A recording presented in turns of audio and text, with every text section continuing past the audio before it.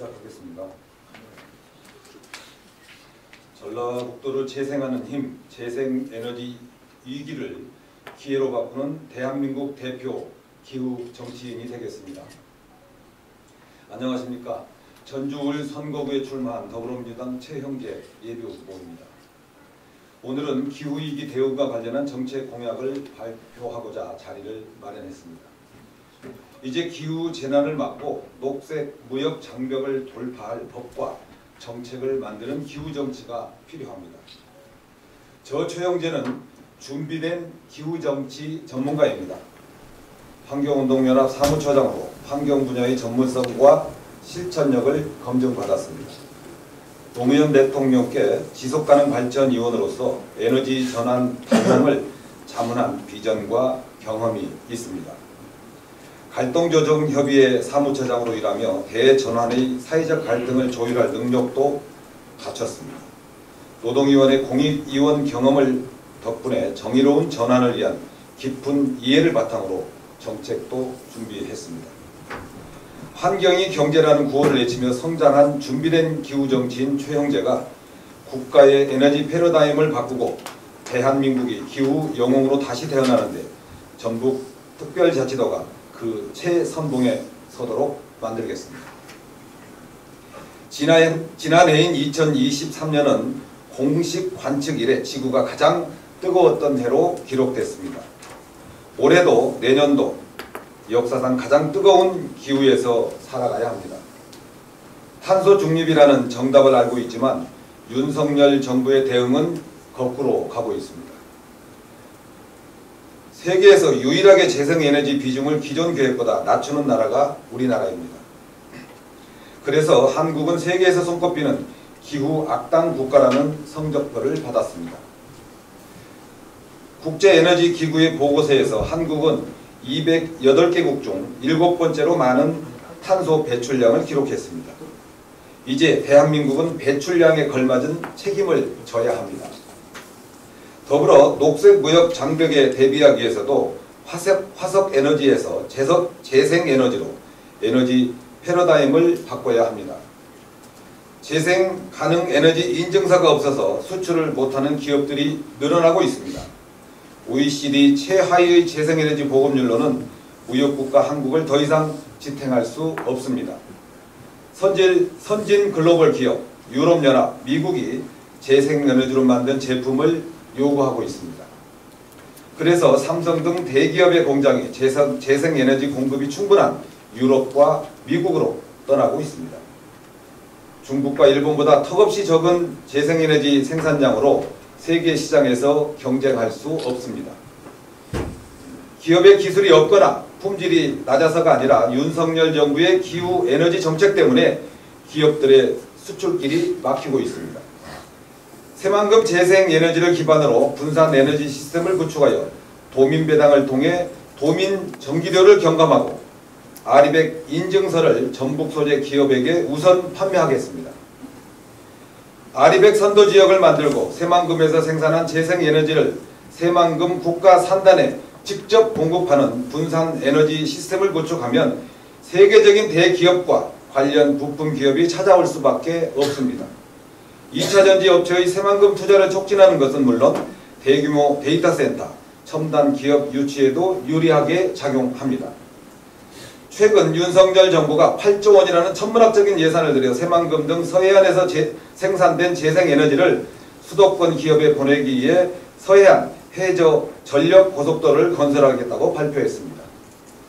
천문학적인 예산을 들여 수도권 기업에게 전기를 보내는 송배전만 사업보다 분산해둔 재생에너지를 연결하는 지산지소의 고속도로를 만들어야 합니다. 재생에너지가 생산되는 새만금에 기업이 찾아오도록 분산에너지 활성화 특별법을 개정할 필요가 있습니다. 재생에너지 고속도로 건설은 전북이 균형 발전을 넘어 새롭고 크게 발전하는 전환점이 될 것입니다. 기후위기가 만든 에너지 대전환을 기회로 포착하고 새로운 시대를 선도하는 추월형 성장 모델을 창조할 자신이 있습니다. 이를 실현하기 위해 구체적인 정책 공약을 말씀드리겠습니다. 먼저 대한민국을 기후 영웅으로 만들기 위해 약속드립니다. 첫째, 유럽과 미국 기준에 맞춘 아리백 체계를 전북 특별자치도에 구축하여 국가 경쟁력을 높이고 전북 소재 기업의 새로운 성장 기회로 삼겠습니다. 둘째, 국제기구 권고에 따라 탄소세를 도입하여 농업, 산림지역에 탄소 배당금을 배분하겠습니다. 셋째, 온실가스 주범인 석탄 화력발전소의 신규 건설 중단 및 조기 운영 중지에 앞장서겠습니다. 넷째, 일회용품과 플라스틱 줄이기를 방해하여 친환경 기업을 도산시킨 윤석열 정부에게 책임을 묻겠습니다.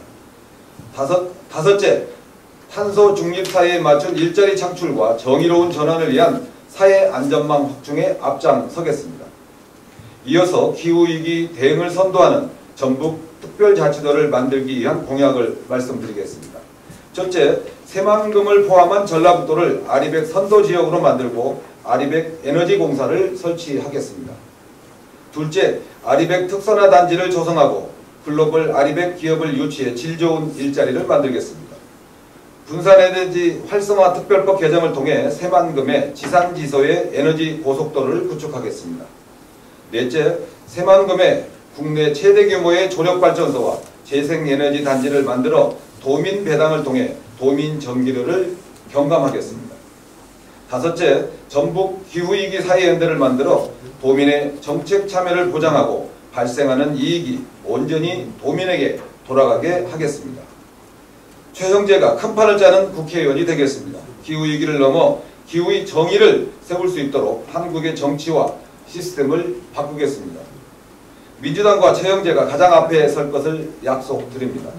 대한민국 대표 기후 정치인이 되겠습니다. 감사합니다.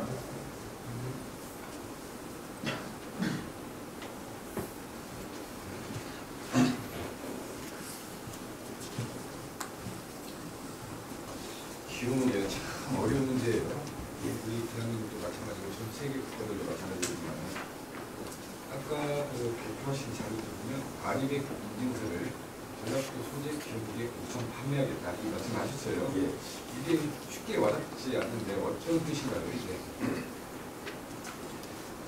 아리백 기후인이 REC라고 하잖아요. REC 인증서가 있어야 수출을 하는 데나 이런 데 도움이 되도록 되게 돼 있죠. 그런데 이제 우리 기업들이나 중소기업들이 그런 부분을 좀 확보하기가 어려운 측면이 좀 있어서 우리 도민들이 특히 이제 전라북도가 더 노력해야 된다고 보는데 전라북도에 노력할 방법은 따로 제시를 하겠습니다만은 노력해서 이들에게 그런 인증서, 즉 REC를 제공하겠다는 그런 뜻입니다. 이게 보증을 하는 거죠.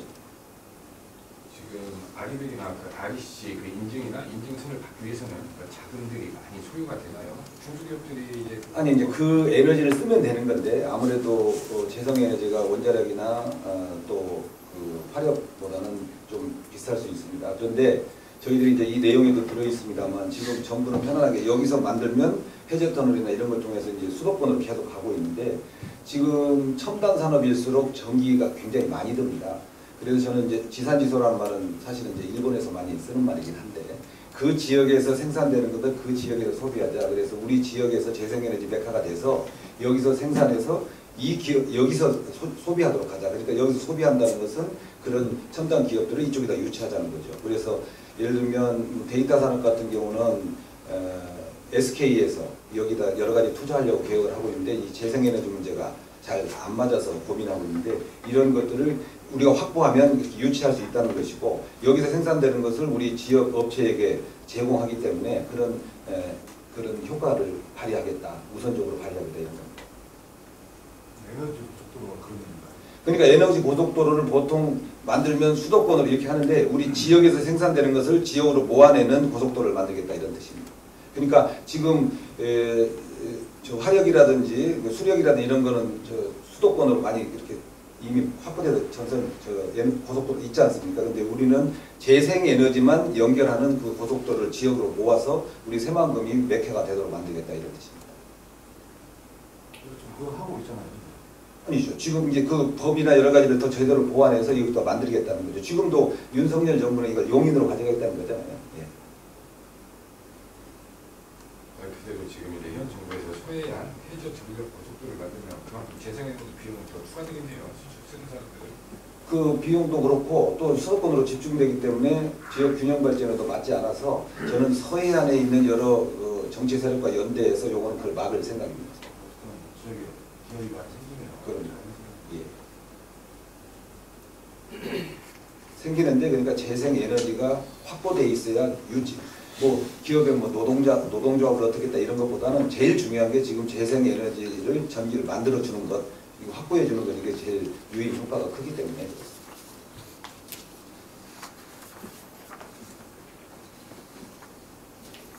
수영강이나 태안도 보면 이제 그 군산시 주민들이나 김제 주민들 일정 부분 지분을 갖고 이 지분만큼 여기서 배당을 이제 갖잖아요.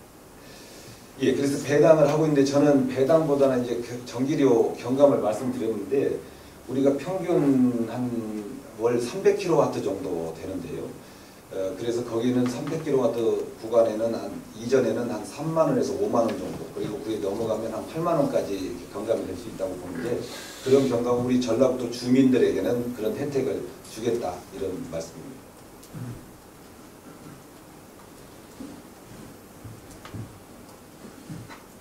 우리 전주 을지역구에 대한 뭐 그런 이렇게 공약들은 아니지만은 이 어떻게 뭐 기후 변화 이 문제는 뭐 전 세계적인 예작동만 잡힌데 어떻게 생각은 아까 SK 문제를 먼저 이걸 해결해야 될 텐데 그쪽도 혹시 생각을 갖고 계신가요? 사실은 기후 변화나 기후 위기에 대해서 저는 오늘도 성명서가 좀 짧게 하려고 해서 3장이고 또 이거를 설명하려면 굉장히 많이 붙는데 보수 세력은 이걸 음모론이라는 한마디로 그냥 정리를 해버립니다. 예를 들면 사실은 그 브라질에 있는 그 아마존 같은 경우도 거기서 산소를 제일 많이 생산하는 것 같지만 거기는 좀 사실은 제로라고 그렇잖아요.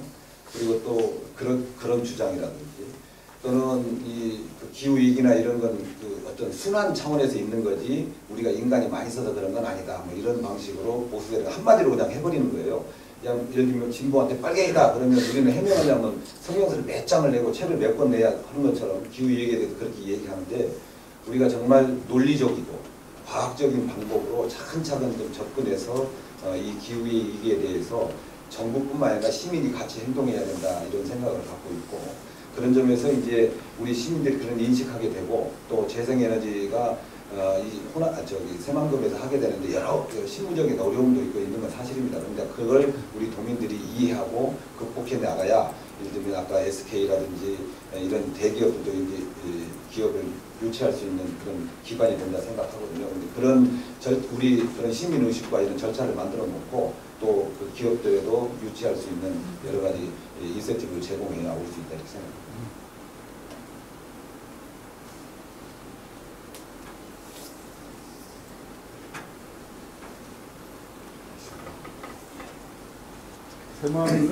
새만금에 국내 최대규모 조력발전소를 짓겠다 말씀하셨는데요. 이 자연 여건이나 환경적으로 이게 가능합니까? 조수간만에 차각하여 조력발전소 최대규모 지을 거 아니겠어요? 어떻게 지금 사실은 풍력하고 또 좀 우리가 태양광 이렇게 좀 하고 있는데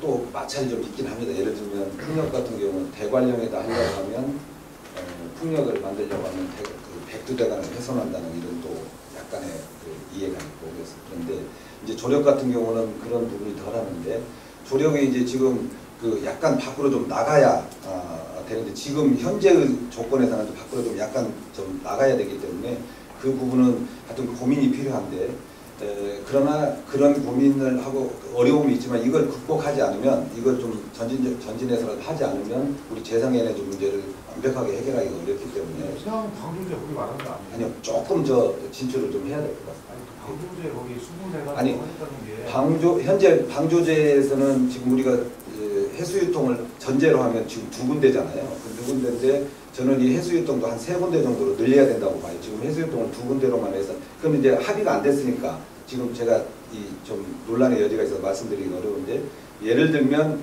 가정하에 해수유통을 한다는 가정하에 지금 해수유통이 상당히 공감대가 좀 이루어지고 있는데 이제 우리 전라북도 의견이 매우 중요한데요. 세 군데 정도는 해야 이 물이 다시 휘돌아 나가서 순환이 된다고 보기 때문에 그래서 거기에 조력발전소 그곳에 하는 조력발전소는 규모가 좀 못마땅할 수 있어서 우선은 일단은 이제 거기를 생각하고 있지만 저는 이제 더 만약에 한다면 좀 앞으로 진출해서 할 방법들을 모색하고 있다. 왜냐면 그게 지금 수자원공사하고 네. 암용원이 불사출발되면 또 뭐냐 네. 근데 이제 아니 뭐 지금 현재 수준에서는 그런 정도인데 좀 저는 좀 확대할 필요가 있다 이렇게 보는 거죠. 전주울이 여전히 너무 시끄럽잖아요. 예를 뭐 예. 진보당 예. 당선이 의원과의 뭐 공선을 통해서 단일 후보를 정해야 된다라는 그런 말까지 나오고 있더라고요. 그건 뭐 어떻게 생각하세요? 제가 뭐 요 기자회견과는 좀 여러분들이 양해하신다면 조금 설명을 드리겠습니다.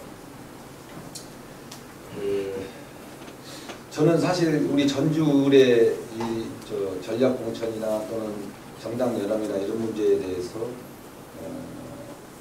늘 변화될 수 있지만 상당한 정보를 갖고 있는 편이었습니다.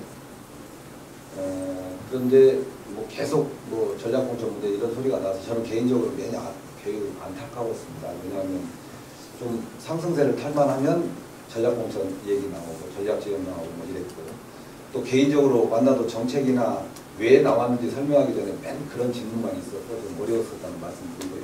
질문에 좀 답변 드리면 당에서는 현재 어떠한 다른 당과의 연합에 대해서 검토하는 바가 없습니다. 그냥 책임자들도 정해져 있긴 한데 그런데 그 책임을 맡고 있는 분이 마침 이 지역 출신인데 그분의 생각은 그런 것 같습니다. 그러니까 지금 언론에 나오는 워딩하고 좀 다른데 언론에 나오는 거는 통합 경선으로 나온 데도 있고 또 뭐 후보 단일화하는 데도 나온 데가 있는데 우리 정확한 당의 방침은 어떤 정당과 연합하는 것에 대해서 같이 공천에 대해서 논의한 바도 없고 그럴 생각도 별로 없습니다. 그런데 지금 특정 정당에서 계속 요구를 하고 있기 때문에 정말 그렇다면 우리 당 후보가 결정되고 또 진보당이나 다른 정당들의 이제 후보들이 거의 결정돼 있으니까 우리 당 후보가 결정된 다음에 그 후보와 단일화를 해보는 방법도 제안해보겠다 이런 정도의 수준입니다. 그러니까 워딩에는 단일화를 하지 않겠다 않고도 충분하다 이런 의견이 충분히 들어가 있는 거고 그럼에도 불구하고 계속 그런 주장을 한다면 그러면 그렇게 우리 후보 결정된 다음에 단일화를 하자 여론조사를 통해서 하자 이런 뜻이고요. 제가 여기에 저 개인 사견을 조금 붙인다면 우리 지역은 우리 기자 여러분께서 잘 늘 지적하시지만 공천이 곧 당선이다. 그래서 이런 특정 당의 특정 정당에게 기울어야 되는 거 고쳐야 된다 이런 말씀 자주 하시잖아요. 근데 전주울은 이제 뭐 양자 구도 또는 삼자 구도가 될 겁니다. 그래서 우리 주민들은 굉장히 유쾌하게 예를 들면 진보적인 개혁이 필요한 사람은 진보당에 투표할 것이고 정권 교체와 또 합리적인 정책을 통해서 눈에 보이는 지역 발전을 하려면 민주당을 찍을 것이고 또 예를 들면 진보적인 정책이 우리에 안 맞다 오히려 지금 여당 한 명이라도 좀 보내서 좀 예산이라도 한 번이라도 더 따오는 게 좋지 않게 이렇게 본다면 또 그런 다른 정당을 찍을 겁니다. 그래서 그런 유권자들에게 선택할 수 있는 기회가 충분히 보장되어 있는데 인위적으로 그걸 고치는 것은 지역 어떤 유권자들의 기쁨을 빼앗아가는 거다. 투표 의지를 좀 꺾는 거다. 오히려 저는 그렇게 보고 있고요. 또 하나 지금 여러 거론대로 용어가 뭐 정당 연합이나 연합공천이나 이런 말씀을 하시는데 사실은 그 연합공천이라 하면 시대를 좀 앞서가고 시대 정신을 반영하고 이래야 되는데 그것보다는 유명 인사 중심의 나눠먹기가 되고 있습니다. 예를 들면 뭐 경기도의 신모 의원, 인천의 전 의원 또는 뭐 여기 현역 의원 이런 방식으로 유명 인사들끼리 여의도에서 나눠먹는 이런 전략 공천은 적절치 않다. 예를 들면 우리 지역 같으면 전주의 발전을 위해서 전주의 어떤 의제를 위해서 또는 새로운 전략을 위해서 어떤 사람이 필요하고 이 최영재가 부족하면 어떤 이렇게 필요하다 이런 논의가 있으면 뭐 논의에 참여할 의향도 있고 내가 더 이 저 의제에 맞다 이렇게 할 수 있는데 그냥 유명 인사 중심으로 이렇게 나눠 먹기에 이런 것은 옳지 않다. 주민들도 원치 않을 것이다 이렇게 생각합니다. 정부가 맡아맞았으니까 그러면 언제쯤이나 확정이 될 걸로 예상을 하세요? 한번 거꾸로 보시면 21일, 22일이 후보 등록입니다. 그러면 지금은 후보 등록하려면 서류가 엄청 복잡해요. 그러면 최소한 일주일 전에는 끝나야 되니까 15일 정도는 경선이 끝나야 됩니다. 근데 우리는 경선을 하려면 전략공천이 아니고야 단수공천이나 전략공천이 아니고 경선한다고 하면 한 15일에서 20일이 걸려요. 그러니까 뭔번입니까? 안심번호 추출하는데 한 10일, 그리고 경선 3일, 또 이제 뭐 재심하고 뭐하고 이렇게 하면 길게는 20일, 짧게는 15일 정도가 걸리거든요. 그러면 15일까지 끝내려면 2월 25일에서 2월 29일 정도는 경선에 대한 어떤 방침이 결정이 돼야 됩니다. 그래서 저는 다음 주 중으로는 결정될 거고, 특히 우리 전북의 경우는 지금 오늘도 3차에서 한 군데도 발표를 못했잖아요. 그 이유는 선거구 획정 문제 때문이잖아요. 선거구 획정, 우리 덕진 같은 전주 병 같은 경우도 갑에 뭐 어디를 좀 떼어주자 이런 게 있어서 그게 안 돼서 안 되는 거거든요. 그러니까 그게 이제 본회의에서 통과가 되면 그때 전주을도 같이 방침을 정해서 하지 않을까 이렇게. 올해 29일이었잖아요. 예, 29일 하는데 이제